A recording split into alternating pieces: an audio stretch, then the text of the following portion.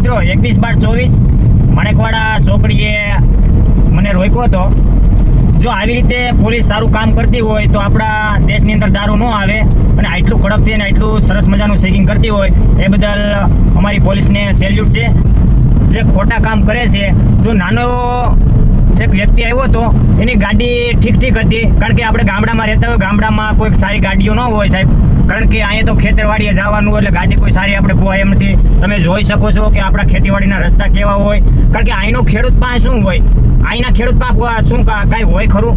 હાલો, મારી પાસે, હું એક નાનો માણસ છું, હું એક કિસાન છું, મારી પાસે ઓલરેડી કમ્પ્લીટ ગાડીના કાગળિયા છે, છતાં સીટ બેલ્ટ નહોતો એટલે મેં એનો દંડ ભર્યો એટલે મારે તો નજીક આવવું હતું, 500 રૂપિયાનો ભાવ। પણ કહેવાનો મતલબ સાહેબ કે જો નાના માણસો હોય, હાલો આપણે જે 4 વ્હીલ વાળા હોય તો વાંધો નહીં, પણ જે ગામડામાં જે લોકો 4 વ્હીલ રાખે છે એ એવા લોકો છે કે કારણ કે મધ્યમ વર્ગના છે, કોઈ દવાખાને આવવા જવા માટે ફક્ત 4 વ્હીલ રાખતા હોય છે, પણ નાના માણસો પાસે ગાડીઓ હોય, ચાલુ જેવી તેવી ગાડીઓ હોય તો એ ગાડીઓ લઈને એને બિચારાને આવવું હોય, જવું હોય। હવે માણેકવાડાથી ચોકડી, વલગામથી બગસરા કંઈ લેવા આવવું હોય, દવા લેવા આવ્યું હોય કોઈ ખેડૂતોને, તો એની પાસે નો લાયસન્સ હોય સાહેબ, નો PUC હોય, છતાંય આના ભોગ બને છે નાના કિસાનો અમારા। એક તો કિસાનોનો તમને બધાને ખબર છે કોઈ મોટો વ્યક્તિ હોતો નથી, કારણ કે દવા આ તે લેવા આવવું હોય તો અવારનવાર જવર કરવાની હોય તો માણેકવાડા ચોકડીથી જ આવવું પડે।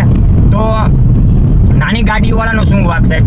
નાની પાસે ક્યારેક નંબર પ્લેટ ન હોય, એની પાસે PUC ન હોય, આ મોટા વ્યક્તિ કોઈ લઈને આવતા હોય તો એની પાસે લાયસન્સ પણ સાહેબ ન હોય, તો એ લોકોને રોકી અને તમે આવું કરો છો એ બદલ થોડુંક દિલમાં દુઃખ થાય છે।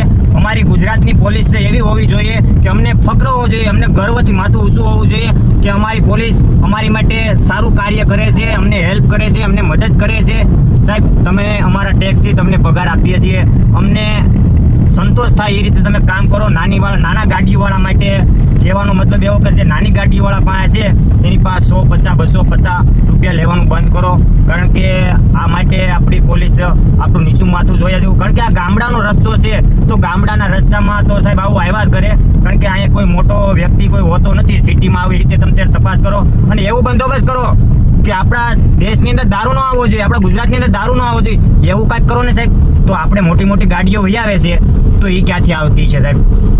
તો કહેવાનો મતલબ એવો છે કે સાહેબ આવું કાંઈ ન થાય અને આપણા દેશનું નામ રોશન થાય એવી રીતે સારું કાર્ય કરો તો બધા લોકોને સારું, કારણ કે અમે તો સાહેબ નાના માણસો છીએ, આ નાના એવા કિસાનને જો એક તો કાંઈ થતું નથી, ખેતરમાં ક્યારેક કાંઈ થાય, અહીંયા કોણ રહેતા હોય, ગૌઢા રહેતા હોય, બીજા અહીંયા કોઈ બહુ રહેતા ન હોય।